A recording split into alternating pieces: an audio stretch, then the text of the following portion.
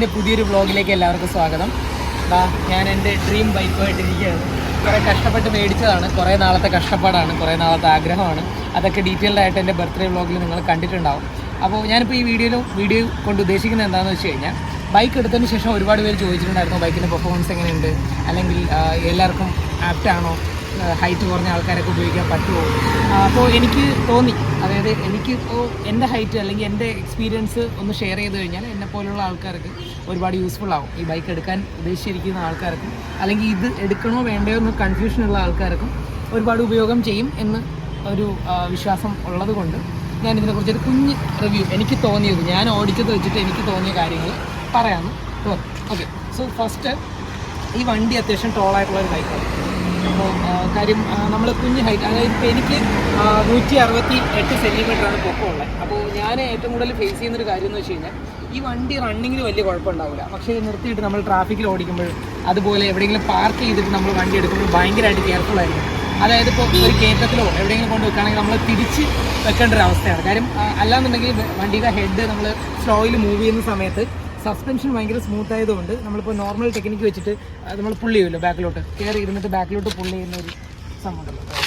അതായത് കയറി ഇരുന്നിട്ട് ഈ ഒരു സംഭവം ചെയ്യില്ല. ഇതിപ്പോൾ ഏകദേശം ഒന്ന് സെറ്റ് ആയിട്ടുണ്ട്. ഇതുമായിട്ട് വണ്ടിയായിട്ടൊന്ന് റെഡി ആയപ്പോൾ ഈ ഒരു കാര്യം ഇപ്പോൾ ഏകദേശം സെറ്റ് ആയിട്ടുണ്ട്. പക്ഷേ ഇനിഷ്യൽ ഡേയ്സിൽ ഞാനിത് ചെയ്യുന്ന സമയത്ത് ഇതിൻ്റെ ഫ്രണ്ട് സസ്പെൻഷൻ ഭയങ്കര ബൗൺസി ആയതുകൊണ്ട് അവിടെ തന്നെ നിൽക്കും. ഞാൻ കൊടുക്കുന്ന എനർജി എല്ലാം അവിടെ തന്നെ നിന്ന് പോകുന്നൊരു സിറ്റുവേഷൻ ഉണ്ടായിരുന്നു. എനിക്ക് മാത്രമല്ല, എൻ്റെ ഫ്രണ്ട്സിനും സെയിം ടോളായിട്ടുള്ള ആൾക്കാർക്കും സെയിം എക്സ്പീരിയൻസ് ഉണ്ടായിട്ടുണ്ട്. സോ ആ ഒരു കാര്യം ശ്രദ്ധിക്കും.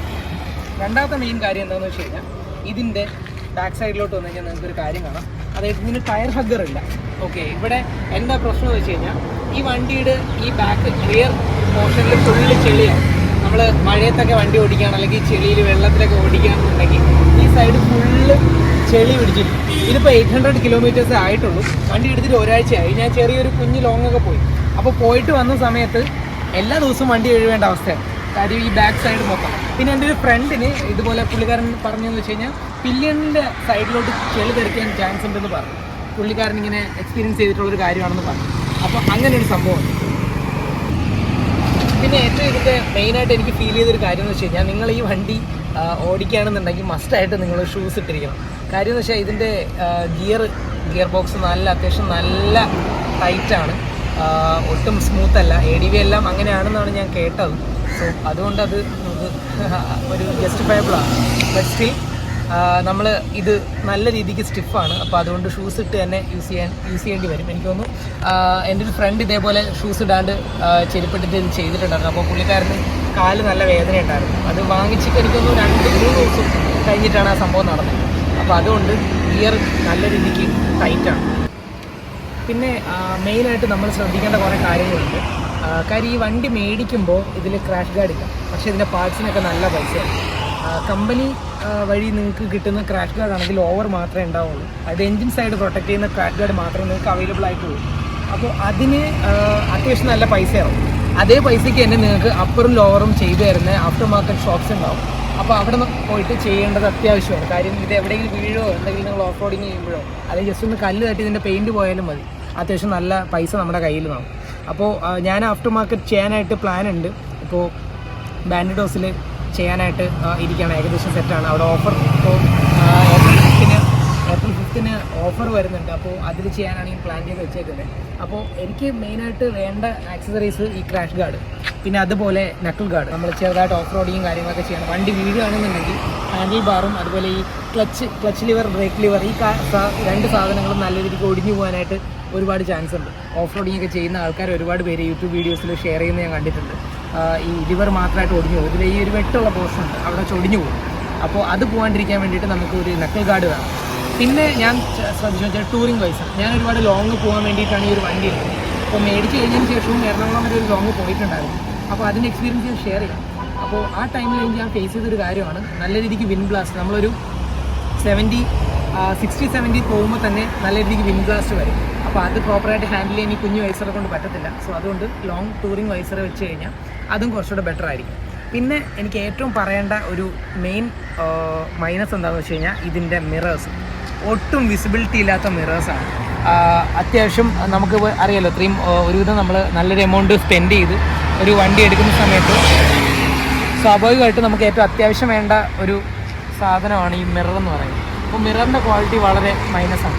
പിന്നെ എടുത്തു പറയേണ്ട ഒരു കാര്യം എന്ന് വെച്ച് കഴിഞ്ഞാൽ വൈബ്രേഷൻ ഫ്രീ ആണ്. ഇത്രയും വലിയൊരു ബ്രാൻഡാണ്, അതുകൊണ്ട് വൈബ്രേഷൻ ഫ്രീ ആണ് നിങ്ങളുടെ വണ്ടി എന്ന് വിചാരിച്ച് ആരും ഈ പരിസരത്തോട്ടേ വരണ്ട. അത്യാവശ്യം നല്ല വൈബ്രേഷൻസ് ഉണ്ട്. ഫസ്റ്റ് സർവീസ് കഴിഞ്ഞ് വൈബ്രേഷൻ കുറയോ ഇല്ലയോ എന്നൊന്നും എനിക്കറിയത്തില്ല, ബട്ട് അത്യാവശ്യം നല്ല രീതിക്ക് വൈബ്രേഷൻ ഉണ്ട്. പക്ഷേ നമ്മളിപ്പോൾ ലോങ് ഒക്കെ പോകുന്ന സമയത്ത് സീറ്റ് ഒക്കെ അത്യാവശ്യം നല്ല കംഫർട്ടാണ്. പില്ലിയൻ ആണെങ്കിലും റൈഡറിൻ്റെ സീറ്റ് ആണെന്നുണ്ടെങ്കിൽ അത്യാവശ്യം നല്ല കംഫർട്ടബിളായിട്ട് ഓടിക്കാൻ പറ്റുന്ന ഒരു വണ്ടിയാണ്. അപ്പോൾ അതുകൊണ്ട് നമുക്ക് ലോങ് പോകുമ്പോൾ ഈ വൈബ്രേഷൻ ഉണ്ടെന്നുണ്ടെങ്കിലും അധികമായിട്ട് അറിയത്തില്ല.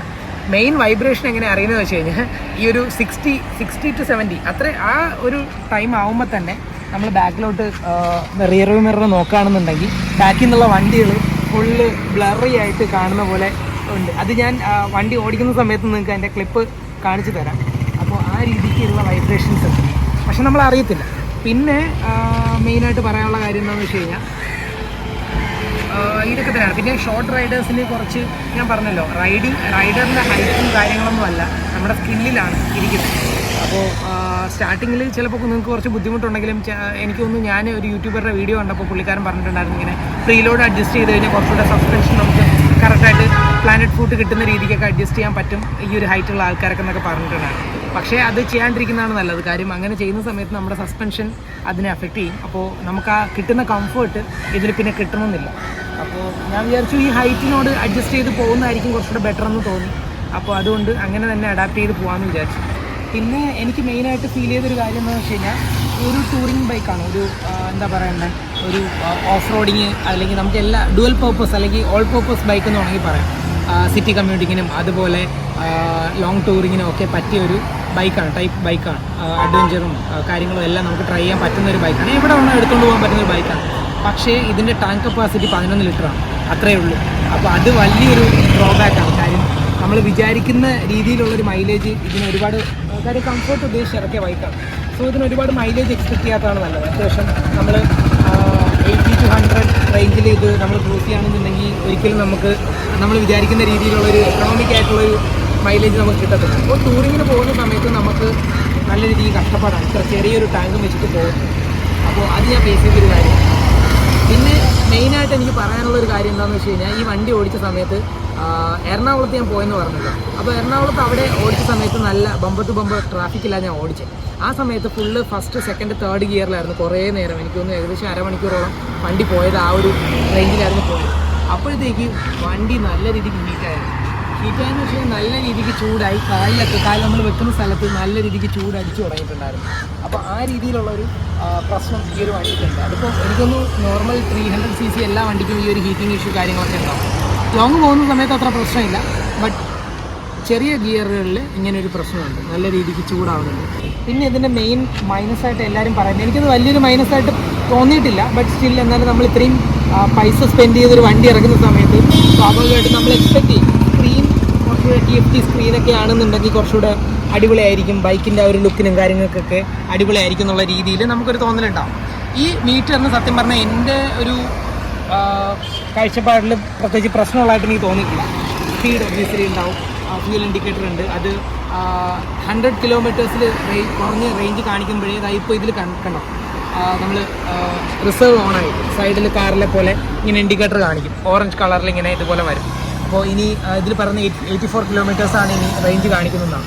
ഇതിലൊരുവിധം റേഞ്ച് വെച്ചിട്ട് എനിക്ക് കിട്ടിയ മൈലേജ് എന്ന് പറയുന്നത് ഫുൾ ടാങ്ക് അടിച്ചിട്ട് ഏകദേശം 372 കിലോമീറ്ററാണ് എനിക്ക് കിട്ടിയ റേഞ്ച്. ഇത് ഇനി ഗിയർ ഇൻഡിക്കേറ്റർ ഉണ്ട്, പിന്നെ നമുക്ക് 2 ട്രിപ്പ് മീറ്റേഴ്സ് ഉണ്ടാവും, ടൈമുണ്ട്, ആവശ്യമുള്ള എല്ലാ കാര്യങ്ങളും ഉണ്ട്. പക്ഷേ ഇത്രയും പൈസ സ്പെൻഡ് ചെയ്യുന്നത് കൊണ്ട് നമ്മൾ കുറച്ചുകൂടെ എക്സ്പെക്ട് ചെയ്യും, TFT സ്ക്രീൻ എക്സ്പെക്ട് ചെയ്യും. അത് മാത്രമേ ഉള്ളൂ ഇതിൽ പ്രോബ്ലം ആയിട്ട് എനിക്ക് ഫീൽ ചെയ്തിട്ടുള്ളത്. ഓക്കെ ഗൈസ്, ഇനി ഈ വണ്ടിയുടെ മെയിനായിട്ട് എല്ലാവരും പറയുന്ന ഒരു കാര്യമാണ് കംഫർട്ട് എന്ന് പറയുന്നത്, അതായത് പില്ലിയൻ കംഫർട്ട്. അത് ഭയങ്കര എടുത്തു പറയേണ്ട ഒരു കാര്യമാണ്. അപ്പോൾ ഇപ്പം ഞാനിപ്പോൾ ഓടിക്കുന്ന സമയത്ത് ഏറ്റവും കൂടുതൽ ടൈം ബാക്കിലിരുന്നിട്ടുള്ള ഇവനാണ്. പിന്നെ ലോങ് ടൂറിന് പില്ലിയൻ കംഫർട്ട് എങ്ങനെയാണെന്ന് ഞങ്ങൾ വരും ദിവസം ഒരു ലോങ് പ്ലാൻ ചെയ്യുന്നുണ്ട്. അപ്പോൾ അത് കഴിഞ്ഞതിന് ശേഷം ഡീറ്റെയിൽ ആയിട്ട് പറയുന്നതായിരിക്കും. അപ്പോൾ ഇതിൽ നിനക്ക് എന്താണ് തോന്നിയത് വണ്ടി ബാക്കിലിരുന്നുണ്ട്? പില്ലിയൻ കംഫർട്ട് ഇതുവരെ യാത്ര ചെയ്ത വണ്ടികളിൽ ബൈക്കിൽ യാത്ര ചെയ്ത് വെച്ച് നോക്കുമ്പോൾ അടിപൊളിയാണ്. നല്ല കംഫർട്ടാണ് തരുന്നത്. നല്ല സസ്പെൻഷനാണ്. നമുക്ക് നല്ല ഗട്ടർ കയറിയാലും അത്രയ്ക്ക് ഫീൽ ചെയ്യത്തൊന്നുമില്ല. ഓക്കെ, നല്ലൊരു കംഫർട്ട് തരുന്നുണ്ട്. പിന്നെ എടുത്ത് പറയാനുള്ളത്, നമുക്ക് പില്ലിയൻ കുറച്ച് ഹൈറ്റ് കൂടുതലാണ്. ഓക്കെ, നമ്മളെ ഹൈറ്റ് കൂടുതലായതുകൊണ്ട് തന്നെ വിൻഡ് നല്ല രീതിക്ക് നമുക്ക് ഫീൽ ചെയ്യും. നല്ല രീതിക്ക് നമുക്ക് ഫീൽ ചെയ്യാൻ പറ്റും. പിന്നെ നമ്മൾ നോർമലി ടൂറിങ്ങൊക്കെ പോകുമ്പോൾ സംസാരിച്ചാൽ പോവാറ്. അപ്പം നല്ല കാറ്റടിക്കുന്നതുകൊണ്ട് ഇതിലൊന്നും കേൾക്കത്തില്ല. ആ ഒരു പ്രത്യേകത ഒക്കെ ഉണ്ട്. ഓക്കെ, അത് ആ ഒരു ഇത് മാത്രമേ ഉള്ളൂ. ബാക്കിയെല്ലാം നല്ല കംഫർട്ടാണ്. നല്ല ഒരു ഫീൽ തരുന്നുണ്ട് വണ്ടി.